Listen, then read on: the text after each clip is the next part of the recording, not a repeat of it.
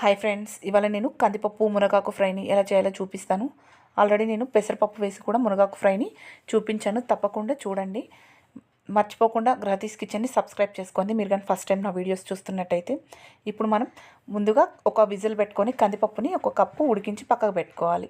అలాగే పల్లీలు కూడా ఒక కప్పు వేయించుకొని పౌడర్ చేసి పక్కకు పెట్టుకోవాలి. ఇలా మునగాకుని ఒక గ్లాస్ వాటర్ పోసి కొద్దిగా ఒక 5 to 10 minutes ఉడికించి వాటర్ అంతా వంపేసి ఆకు సపరేట్ చేసి పెట్టుకోవాలి. ఇప్పుడు స్టవ్ వెలిగించి ఒక ప్యాన్ పెట్టుకొని ఆవాలు జీలకర్ర వేసి ఫ్రై అవ్వనిచ్చి అందులోని కాస్త కరివేపాకు వేసి ఫ్రై అవ్వనిచ్చి మనం ముందుగా ఉడికించి పెట్టుకున్న కందిపప్పుని అలాగే మునగాకుని వేసి ఒక్కసారి కలుపుకోవాలి. అందులో దంచిన వెల్లుల్లి రెబ్బలు కారం వేసి మరొకసారి కలుపుకోవాలి. ఇలా కలుపుకొని ఒక 2 నిమిషాలు ఫ్రై అవ్వనిచ్చి అందులో ముందుగా మనం పౌడర్ చేసి పెట్టుకున్న పల్లీల పొడిని కూడా వేసి ఒకసారి కలిపి స్టవ్ ఆఫ్ చేసుకోవాలి. అంతే, వేడి వేడి మునగాకు కందిపప్పు ఫ్రై రెడీ అయిపోయింది. మర్చిపోయాను, సాల్ట్ మనం ఆకు ఉడికించేటప్పుడే వేసుకోవాలి.